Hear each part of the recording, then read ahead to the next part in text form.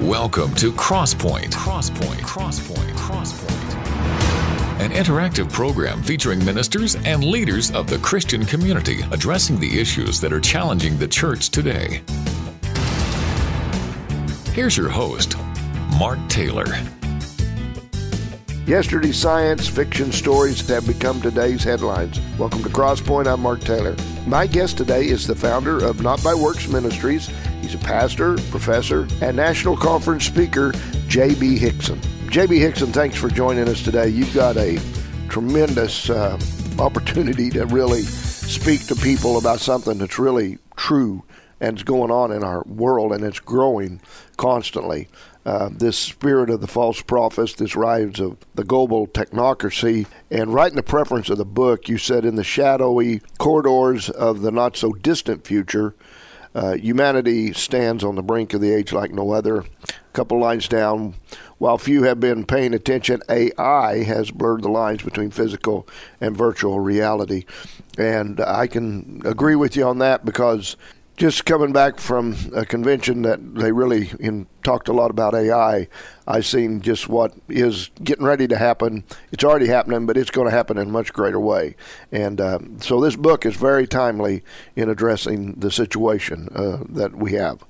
Yeah, thanks, Mark. Appreciate you having me on the program. It is very timely because we see the signs of the times all around us ramping up to indicate that we're living in the last of the last days. And one of the ways that the Antichrist and false prophet, when they take over the world during that 7-year tribulation, one of the ways they'll be able to overthrow the world and be able to completely exercise full-spectrum planetary control is through technology.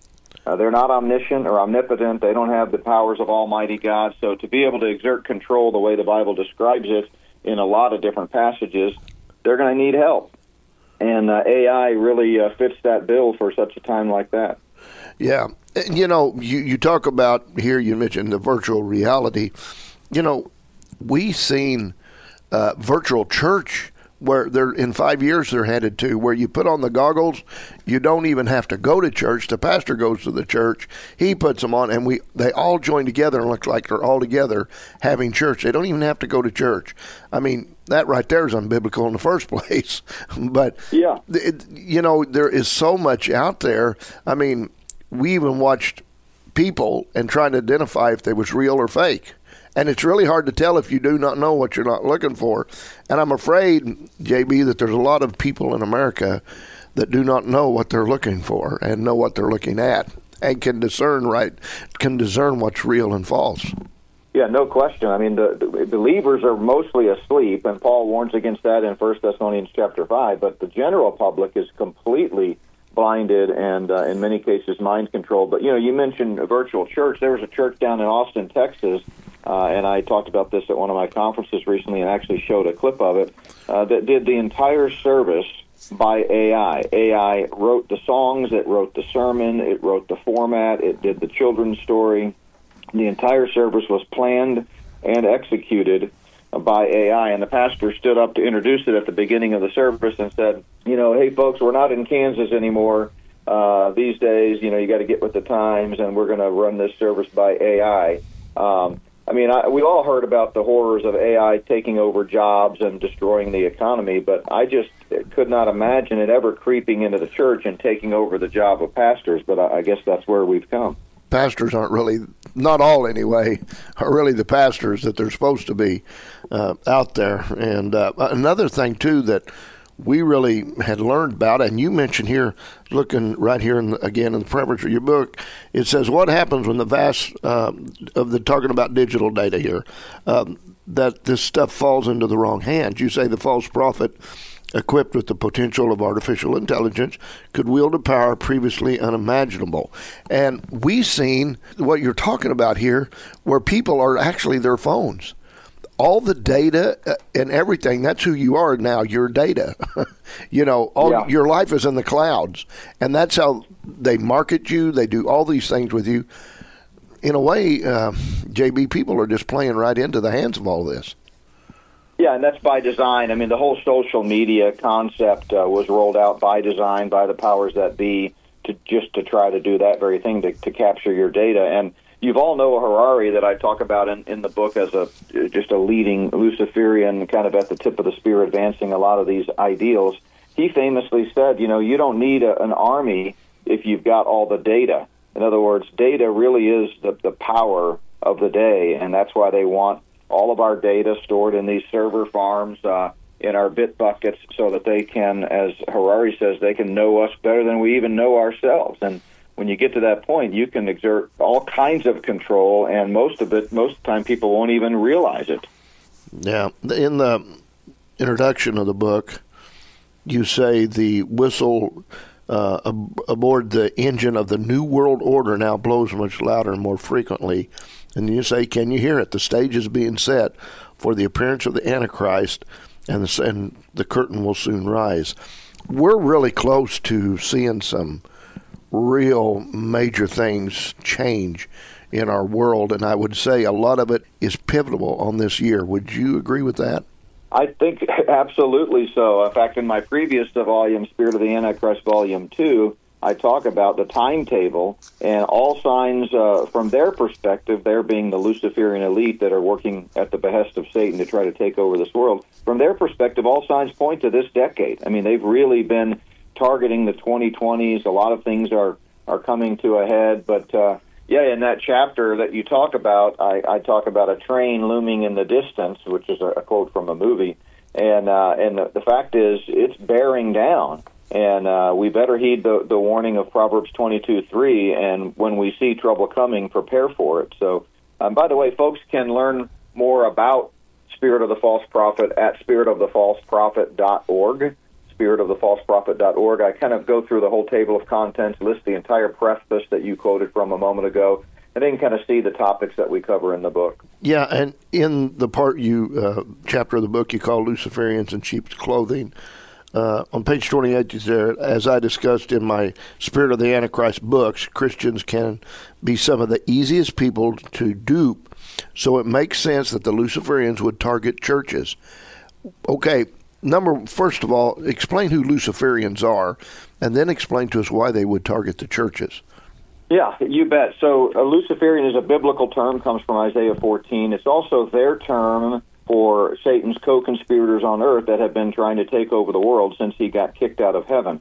And in his latest three books, the one you're talking about just came out at the end of last year, but they're part of a triad, and the first two books explain the Luciferian conspiracy in great detail. It's talked about in Psalm chapter 2, where the rulers and kings of the earth are conspiring together to try to take over and throw off God's control.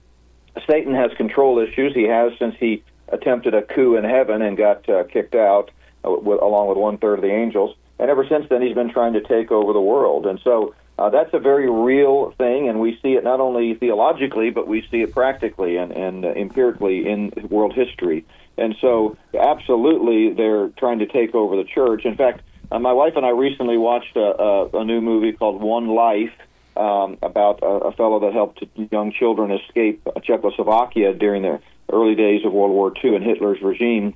And it's just a very moving film, but it reminded us of how the church is asleep at the wheel, because the same thing is happening today. Certainly the details are different, the mechanisms are different, but they are trying to come in and kill, steal, and destroy the way the devil wants them to. And most people in the church, especially most pastors, have no idea. They're just humming along, and, preaching about stuff that's really not relevant for our day, and completely oblivious to the fact that we are living in the last of the last days. You also speak in there about the list of prominent evangelical Christian leaders who have been compromised and controlled by this elite group. So these just aren't, an everyday pastor, but these are people that in the world of evangelicals that other people in ways look up to or believe that they're, great teachers or whatever, but some of those are not really teaching us in the right way. They're leading us in the right way. Is that what you're saying?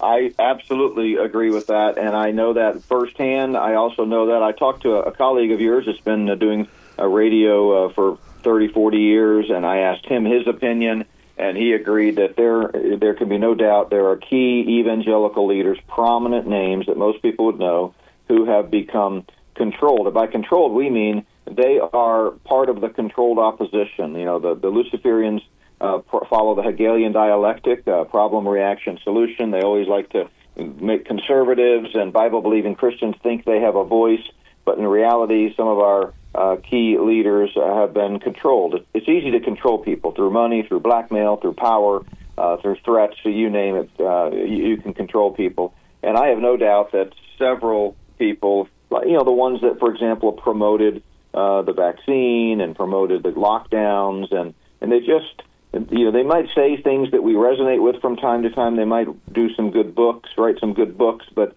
at the end of the day, they're really just a mouthpiece for the agenda. And if you listen closely, 1 John 4:1 says, test the spirits, because many false prophets have gone out in the world. If you listen very closely, you can see them. They're out there.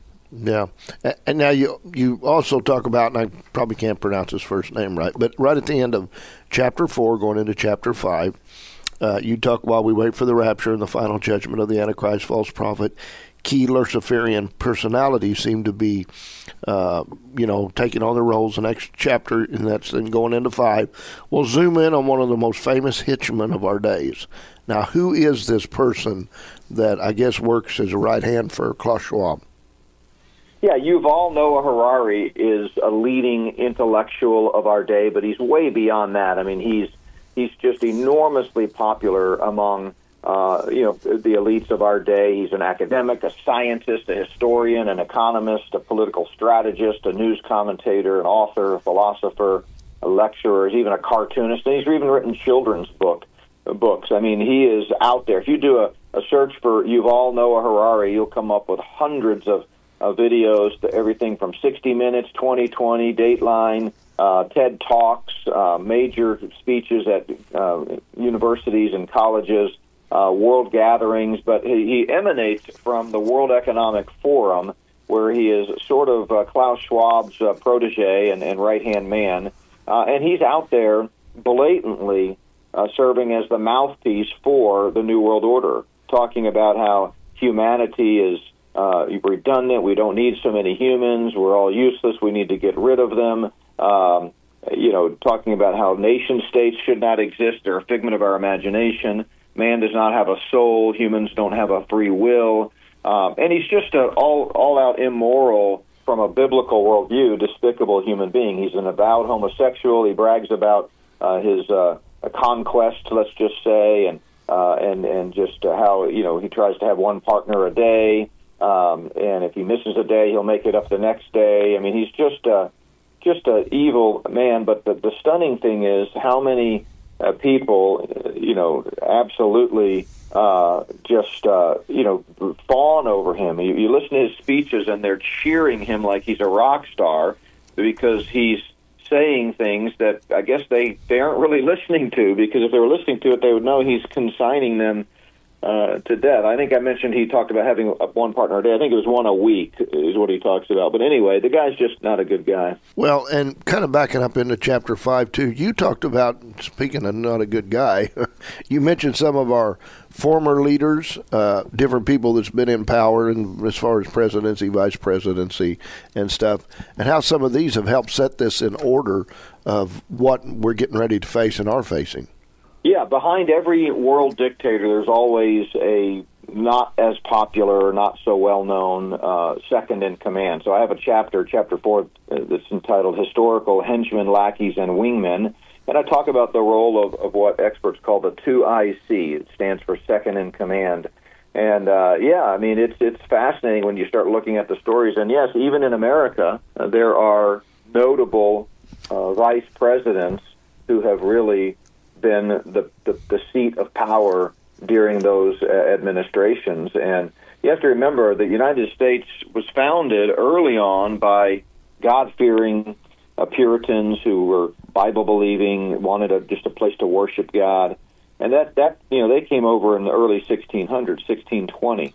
It wasn't until 1770s that we started seeing the concerted effort to create the United States. And so Bible-believing Christians had about a 150-year head start before the New World Order crowd came over. And many, despite what revisionist historians say, many of our founding fathers were, in fact, agents of the Freemasons and coming over to establish a beachhead for the New World Order. That's why they called it the New World. Not all of them. Some of them were Bible-believing Christians like the Puritans before them, but many of them were controlled. And so if you really look at what they say in its entirety, you find out, for example, Thomas Jefferson, he compared the words of Christ to a dunghill and cut out all the words of Jesus from his New Testament, literally cut them out. You can see his Bible on display at the Jefferson Museum. And he had several other things to say that are contrary to Christianity and the Bible, as did several of the other founding fathers. Now, they would occasionally speak positively about Christianity and the Bible because it was kind of the culture of the day, but that does not mean they were God-fearing, born-again Christians. And so Satan's fingerprints are also all over the founding of this country, and when you get to the 1900s, the early 1900s, they decided in earnest it's time to take back control of this country for Satan like they wanted originally. And that's when they took over all of the institutions and sectors of our culture, from business to finance to education to government to taxes to Federal Reserve. And it's just been a downhill slide ever since. So it should not surprise us then that we do have key American leaders and presidents and vice presidents that were really doing the bidding of the Luciferian elite. Well, folks, got an interesting discussion going on today. Stay with us. We're going to have more right after this. Do you have 5 minutes for God? I'm Pastor Ed Wilson, and I believe there's no better way to begin each morning than spending a little time with Him. That's why every weekday morning I bring you a short devotional broadcast designed just for that.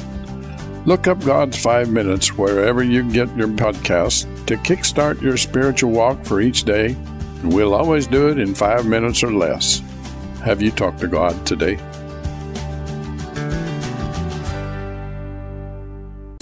This is Mark Taylor. If you miss a broadcast of Crosspoint, you can always go to our website at www.kneo.org and click on the programs page. There you can access the current Crosspoint program as well as the last 4 programs that have been aired. Never miss another Crosspoint program again. Go to www.kneo.org today. Welcome back to Crosspoint. I'm Mark Taylor. My guest today is J.B. Hixson. We're talking about the spirit of the false prophet. Now, J.B., you've written several books. In fact, we talked to you about some of these other books that you mentioned that you've written. And we also know that you're the president of Not By Works Ministries. So tell people how they can contact you, how they can find out more about these books that you've written. You bet. Yeah, the best way is through our website, notbyworks.org, notbyworks.org. Based on Titus 3:5, not by works of righteousness, which we have done, but according to His mercy He saved us.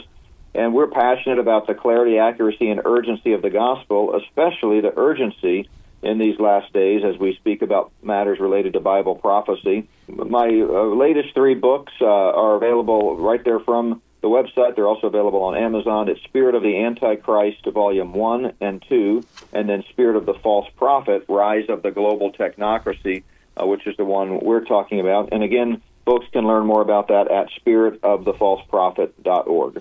Chapter 6, you do mention, again, talking now about artificial intelligence, you say science fiction no longer, and you talk about something that went on in the U.S. Air Force, which was a simulation of something that was going on, a simulation of that, but then how that the AI turned on the people that was operating it. How can this stuff happen? I mean, do people realize how dangerous this AI is, this artificial intelligence? Well, some people do, and that's who we should be listening to.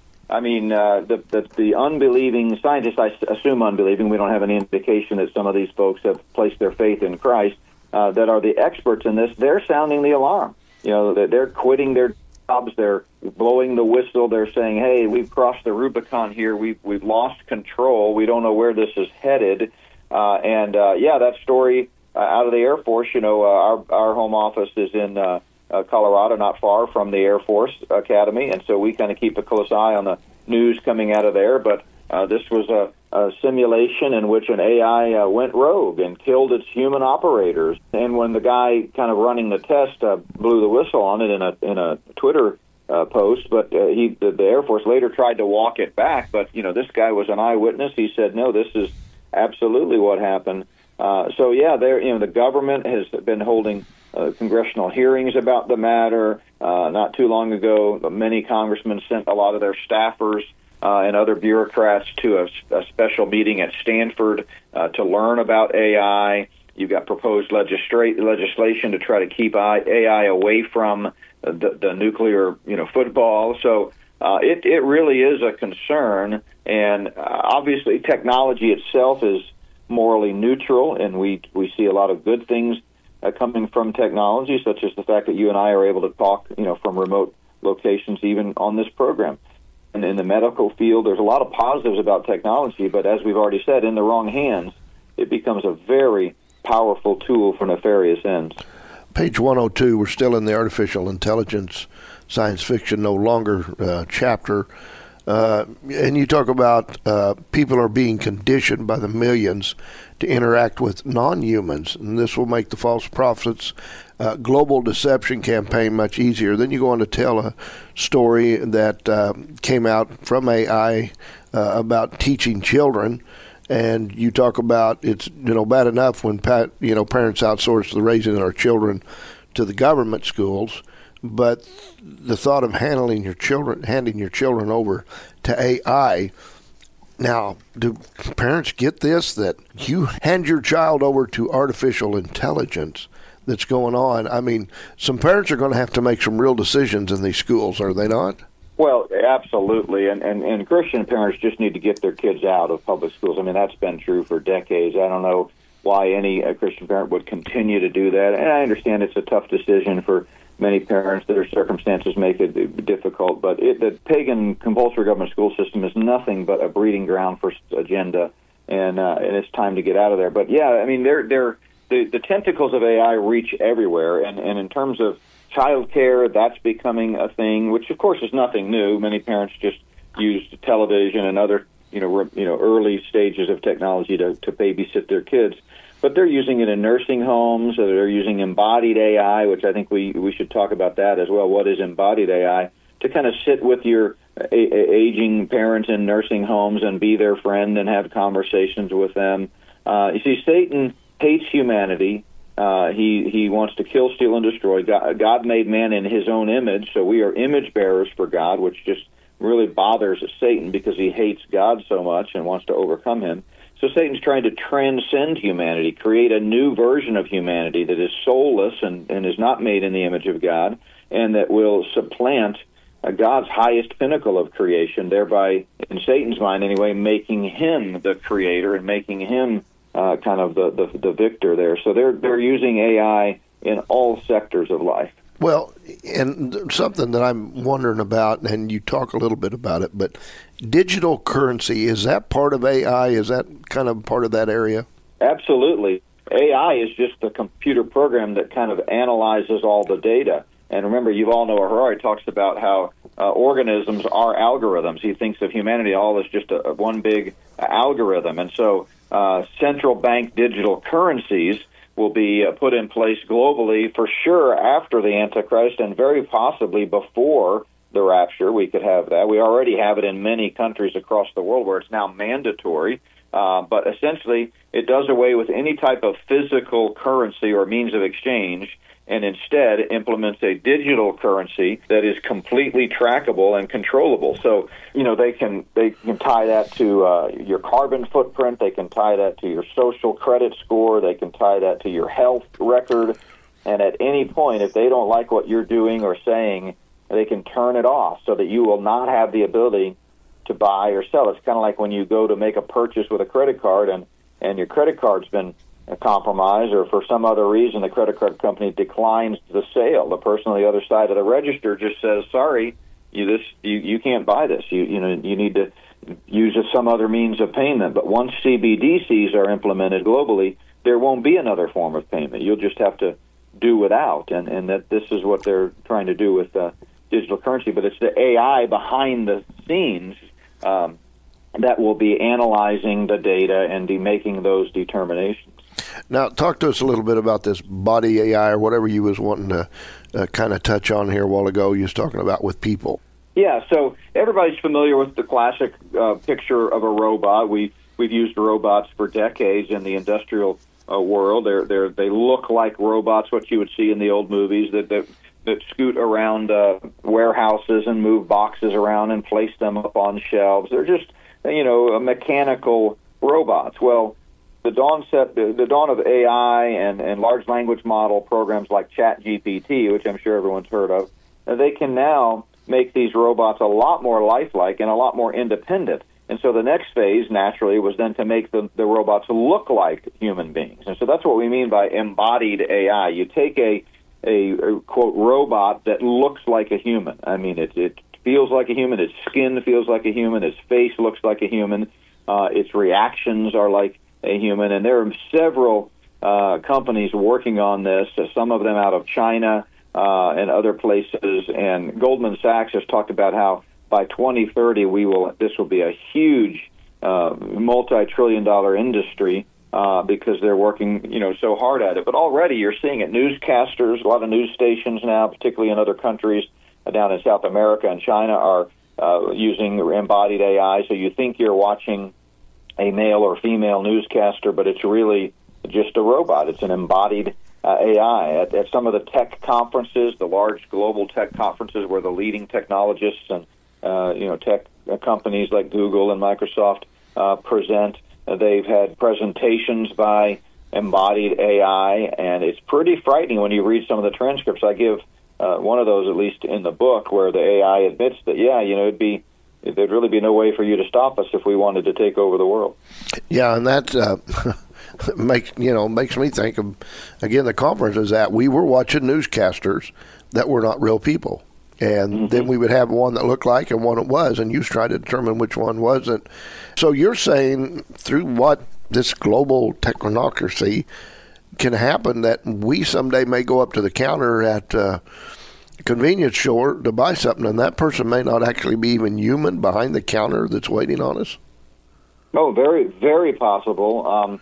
Because, one of the problems with automating everything is that there's something innate about human nature that makes us want to interact with other human beings. And so that's why a lot of these self-checkouts they've scaled back some of them and so forth. But if you've got an embodied AI there that it kind of gives you comfort and makes you feel like you're talking to a human being, even if you may know intellectually that it's not, it just feels comfortable. And so you're more, and you have conversations with them. Like I said, they're using these in nursing homes now, so that you don't have to go visit grandma or grandpa. We've got this embodied AI, and they even give them names, and he or she is there having coffee with your grandpa every day. And so, yeah, that's exactly what I'm saying, and in many places it's already happening. Wow. Yeah, these things are hard to get your head around when you're looking at them. Now, you had mentioned also, about a church service down in Austin, Texas, that done the entire service on AI. Now, was this pastor doing this on purpose, or was this something he just wanted to do? I mean, was he trying to prove a point, or was it just something he was just trying to introduce into Christianity? Well, he came back later, no doubt because of all the pushback about it, and said, well, we don't plan to do this anymore. This is not going to be a regular thing for us, but I just wanted to experiment with it. I think he was trying to be clever, trying to be cutting edge. He knows everybody's talking about AI, and it's amazing how rapidly ChatGPT and Bard, which is Google's version of it, ChatGPT is by OpenAI. All these companies have grown exponentially as kind of the new thing in the tech world, where you give it a prompt. I even do this in the book where I talk about AI Jesus. I had a conversation, and I give you the transcript of it in the book, with AI Jesus. You type in a prompt, and it answers you. And it's amazing how powerful and accurate these responses are. And it's way different than just, Googling something. I mean, it's true artificial intelligence. So I think he was probably just trying to be cutting edge. But I tell you what, had there not been so much pushback, I have no doubt he probably would have continued on with it. Yeah, and I know you talk about that. I was looking at that in page 108 of the book. Again, you're talking about Jesus, Bible, and artificial intelligence. And, AI Jesus, here's where we're at while I look at this, JB, is that, maybe I or you, a few others we know, can tell the difference. But we have so many people that are biblically illiterate in this world that they're not going to be able to define what they're hearing and believe that is actually the way it is. Yeah, especially young people. You know, they're looking for answers in all the wrong places. Proverbs says, "To the hungry soul, every bitter thing seems sweet." And so, you know, I think this is a real weapon of the devil. He's an imposter. You know, he's going to reach his heyday in the person of the Antichrist. That means a pseudo Christos, someone who is Antichristos is the Greek word, but it's someone who's a fake Christ, someone who's impersonating Christ. And so Satan's trying to impersonate God. So a big part of his agenda is, deception, and he's faking just about everything he does. It's not real. And so this AI Jesus, these young people are flocking to it, thinking that it's got all the answers, and they come away with this twisted viewpoint that somehow that's who Jesus is, which is exactly what Satan wants them to think. But that's not who Jesus is. As I point out in the book, the things that the AI Jesus is saying directly violate the words of our Savior as presented in Scripture. Well, folks, things very interesting in today's discussion here with J.B. Hixson. Stay with us, and we're going to have more about the spirit of the false prophet right after this. Are you walking in everything God has for you? Hi, I'm Pastor Gary Culp, and I'd like to invite you to check out the Exceedingly Abundant Ministries podcast, available from the Sky High Podcast Network. This 30-minute weekly Bible study will give you time to grow spiritually and get to know God and His Word on a deeper level. God has more in store for you than you ever realized. Listen to Exceedingly Abundant Ministries today and learn about how God can do more with your life than you ever imagined. At just the right time. It just fits into what is happening in your life that day. Just when you need it most. Thanks for making us a part of your day. 91.7 The Word. Welcome back to Crosspoint. Today I'm talking with J.B. Hixson, Spirit of the False Prophet. Kind of a series of books, I guess, isn't it, J.B., that you put together here. Tell people how they can find out more about the book. Yeah, so it's Spirit of the Antichrist, Volume 1, The Gathering Cloud of Deception, and then we came out with Volume 2 of Spirit of the Antichrist, and that's where we kind of outline the agenda of the Luciferians and what they're trying to do to usher in a one-world system, politically, religious, economically. Lots of power-packed stuff in there that people, many things that people have not probably studied before, ways in which the Luciferians are exerting control. And then the newest book is kind of the third in that triad, and it focuses on the false prophet's role in the end times. It's called Spirit of the False Prophet, Rise of the Global Technocracy. A technocracy is just means ruling using technology, taking over using technology. But they can get those books at notbyworks.org, which is our website, or if they just want to learn more about them and kind of get a taste for them, they can go to spiritoftheantichrist.org and spiritofthefalseprophet.org. Chapter 7, talking about hacking and tracking humanity. So, JB, how did they get this in? I know that America's got it everywhere, but, you got countries, and you mentioned them in here, like Russia and China. They're a little standoffish more and letting stuff into their country. But do they have to get countries like America and some of us to go ahead and buy into this, get completely over into it, and then they start working on them? Or is every country in the world buying into this? Well, most are, but America, by and large, is not. The people of America are buying into it, but America is with God-fearing Christians, gun-owning Christians, patriotic people who understand liberty and freedom. So it's what I call, from the Luciferian perspective, the America problem. And this is the one country that's standing in the way of ushering in the complete globalist one-world system, where you do away with national sovereignty and everyone is beholden to a global governance of some sort, which is where we're headed. If you read the Bible, you know that's what's coming. It'll first be led by the tyrannical, evil regime of the Antichrist and false prophet, but eventually, of course, by the King of Kings and Lord of Lords, Christ, when he comes back at the end of the tribulation at the Battle of Armageddon and takes control to rule in perfect peace and righteousness and justice. But America is a problem, not the leaders. The leaders of America sold out a long time ago. and they're selling us down the river for sure. But the populace, most people, there's still too many conservative, again, gun-owning, Bible-believing Christians throughout America that pose a problem. They can't just come in and say, okay, listen, starting tomorrow we're going to do away with our Constitution and be part of a one-world system.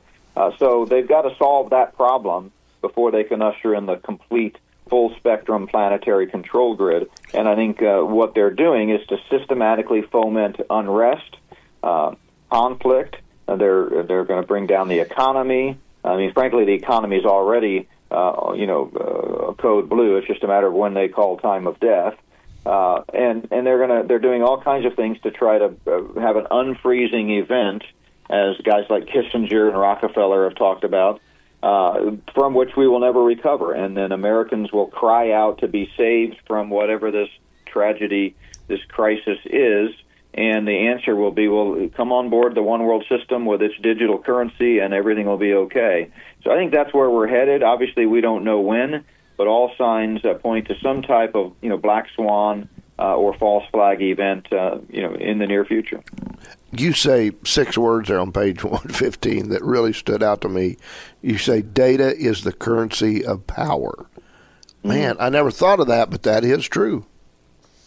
Yeah, I mean, Harari brags about how they know us better than we know ourselves. I mean, they've been using this type of technology even before AI became so prevalent. It's just simple algorithms. It's the reason when you're surfing the net, all of a sudden an ad for something you were just looking for pops up on your screen. So they're tracking absolutely everything. They put it in what's called a bit bucket. Everyone has a bit bucket. There's the Mark Taylor bit bucket, the J.B. Hixson bit bucket, and everything we do nowadays with Alexa and Siri and some of those things, everything we say, everything we type or write is tracked, and from that they can then extrapolate, what our desires are. Harari brags about how through AI someday they'll be able to tell early on whether a young child is a homosexual or not at age 5 or 6. Now, of course, that's from Satan's perspective. You all know Harari is a Luciferian, so it's not so much about determining the way they think; it's about declaring. But think about how horrific that will be when they just tell you hey, here's who you are, and then you must act that way. It's pretty frightening. In here is hacking and tracking again. You talk about surveillance. This is looking on page 127. And you talk about biometric surveillance as another means of control they have to their disposal. Then you talk about Dwight D. Eisenhower issuing a warning in his farewell speech to the nation just before John F. Kennedy was sworn in. He said he warned that in the councils of government we must guard against the acquisition of unwarranted influence, whether sought or unsought, by the military industrial complex. The potential for the disastrous rise of a misplaced power exists and will persist. So this is the military industrial complex. So this is what's maybe happening. Who's behind some of this? Yeah, no doubt. I mean, and see, these presidents like Eisenhower, they know about it. They may not always be all in with it, but they're controlled and they're very well acquainted with what some people call the shadow government or the deep state within the United States government.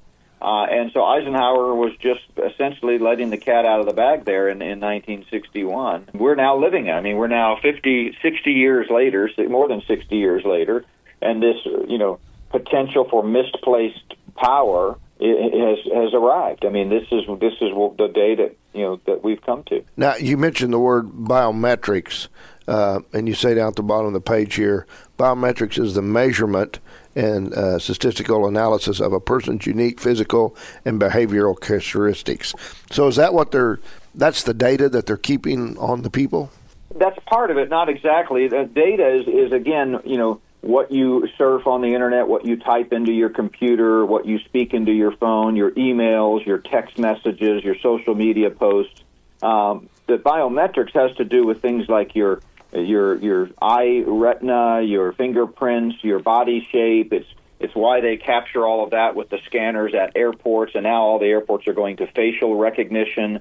So biometrics has to do with your physical body, your face, again, fingerprints, those identifying marks that can track and hack you, so that, if you've noticed, we are now living in constant surveillance by cameras. My wife and I are just on the tail end of a 4-week trip as we're having this conversation here today, where we've been across the country speaking at conferences, and everywhere we go, there are cameras, not just on the interstates, not just at red lights, but in places you wouldn't even expect.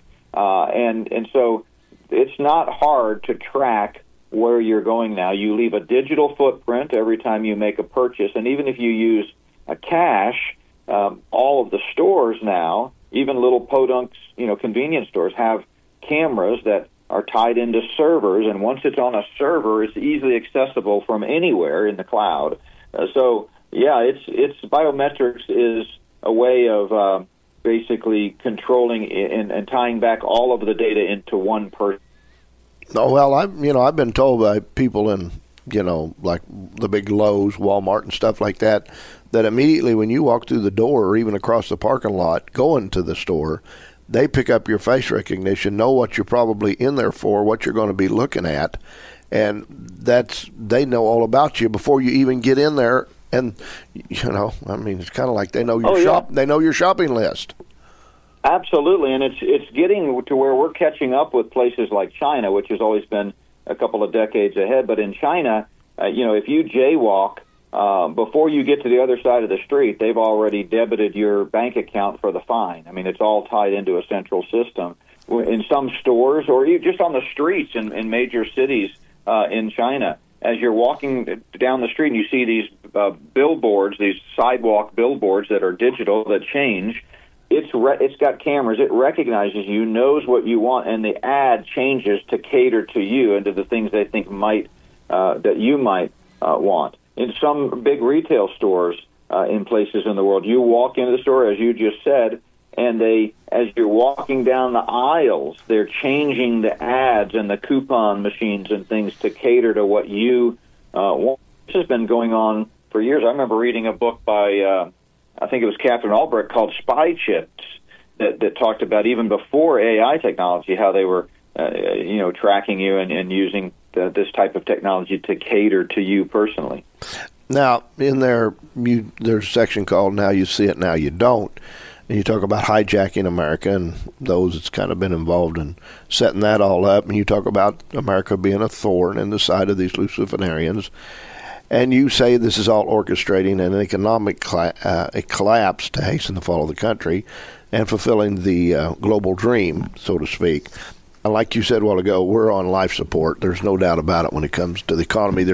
To me, I've even had this discussion just recently with people, and have it quite often, about how that something's propping us up, and it's just holding us until whenever they're going to kick the prop out. Now, again, I've got to always remember God's in charge of all this stuff, so He's not going to let the prop fall until He's ready to do that. But the economic part is, because they've tried now the COVID part, so the economic part would probably get our attention even more so, and could really break us, so to speak, down to where they need us to be. Yeah, I think it's a cumulative plan. They're going to come at us from multiple ways, but the economy is the biggest part. And when you can't buy and sell, when you can't get what you need at Walmart, and you go 2 or 3 days without essential, food and items, people go crazy. One commentator said, "When people lose everything, they lose it," and I think that's what we're going to see, the dumpster diving and so forth. And again, people get desperate, and then they'll take any solution, which is exactly the plan. They got to bring us to a point where we will blindly follow whatever we need. So the chapter, that section, if you can't touch it, or now you see it, now you don't, is based on a premise that I believe very strongly: if you can't touch it, you don't own it. And so people, I think, are going to be shocked one day when their portfolios, which currently exist as ones and zeros on a computer screen, suddenly they wake up and they can't log in and they can't get it. So if you can't walk into the next room, open the safe, and put your hands on it, it really doesn't exist. That's just a reality that people need to come to grips with. So obviously I'm not a financial advisor. I'm not giving financial advice, but I really think people need to give some thought to the fact that we are on the cusp of a end of the world as we know it type scenario. And again, as you so well pointed out, God's in ultimate control. He's the ultimate arbitrator of the timetable, but He's told us in His Word what's coming. I mean, this isn't stuff that we're just fomenting fear here. We're just simply reading God's Word and seeing the plan of the ages unfold before our very eyes. Jesus warned that we need to look at the signs of the times in Matthew 16 and not make the same mistake that the first century Jewish leaders did. So I just feel like people need to consider stockpiling both supplies, food, means of exchange, things that if you couldn't go to Walmart or if you had to stay at your house for 6 months, you couldn't literally leave your home for 6 months, could you make it? Could you survive? Yeah. Well, before we, chapter 10, summary and conclusion, that'll be the end of the book there. And chapter 9, just before that, the Spirit is escaping the prison planet. And you say, though no one rules if no one obeys, you say, remain calm and do not be dragged into shouting matches and worsened violence by those that had the blind COVID apologists. You say, encourage your friends and loved ones to do better this time. Above all, obey God and not man. And that's, I guess, the choice in the end we're going to have to, all of us are going to have to face is, and through all this that's coming and it's happening, we're going to have to more and more every day decide to choose to obey God rather than man. Yeah, that chapter has an extended treatment of Romans 13, which has been so misused and abused through the years. I mean, Hitler used it. They had Nazi agents going into churches, even flying the Nazi flag in churches in the 1930s in Germany, telling them, hey, Romans 13 says you've got to do what Hitler says. And, of course, they did the same thing in 2020 with the pandemic. And so I have an extended treatment of why that's not what that passage says, or how to properly understand it. And the bottom line is we've got to obey God. I mean, God is our first priority. That comes way before civil government. And we're fast approaching a time when more and more often Christians are going to be called upon to either obey God or obey man, and I hope we make the right choice. JB, again, tell us how we can find out more about the spirit of the false prophet and also those other books you've written and the ministry you have. Yeah, thanks so much, Mark. So, we're with Not By Works Ministries. We've been around since 1999. Our website is notbyworks.org. We have lots of great free resources, videos, podcasts. We do a daily podcast. You can sign up for our newsletter. We have a very robust store that has a lot of our streaming products, our books and DVDs and other resources. So you can check that out at notbyworks.org. Well, JB, you've made it pretty interesting today. You've really caused people to think about what's going on in our world and what they need to be doing to prepare for what's coming as we get towards the end. So thank you so much for being our guest today here on Crosspoint. Hey, it's my pleasure. And just want to remind people that what matters most is your spiritual life. So if you've not trusted in Jesus Christ and Him alone as your only hope of salvation, just remember He died and rose again for your sins. I encourage folks to trust in Him. Good interview today, folks. It makes you think, doesn't it? You know, books like this are good. Help us to know what's going on and what humanity of this world's planning, but also this other book, on the other hand, it helps us as well in a lot greater way, the Holy Bible. So we need people like J.B. Hixson out there that can help us understand what's going on, but we need God's Word, because everything that J.B. talked about today, it all centers around this Word as well. And so you need to know the Bible, because it's the greatest book ever written. It's inspired words of God. It's never outdated. It accurately will direct your life. The Bible contains the most important words you're ever going to read and certainly ever follow. Be sure to join us again next time as we again discuss issues that are affecting the church. Have a great week and allow God to use you for His purposes so that greater things can be done. Make your life count in God's plans for eternity. I'm Mark Taylor. Crosspoint is a program produced in Studio 101 at KNEO Radio. Not all of the views on Crosspoint reflect those of the management or staff of KNEO. You may contact the Crosspoint program at 10827 Highway 86 East, Neosho, Missouri 64850, or by email crosspoint@kneo.org. You can hear Crosspoint 4 times a week, Saturday morning at 1, Saturday afternoon at 2, Saturday evening at 9, and Sunday evening at 7. You can also listen anytime online at kneo.org. Harper's Kennel of Stella, Missouri is proud to be sponsoring this portion of broadcasting on KNEO. Owned by Judy and Danny Harper, Harper's Kennel of Stella, Missouri specializes in French Bulldogs. For more information, the phone number is 417-628-3083.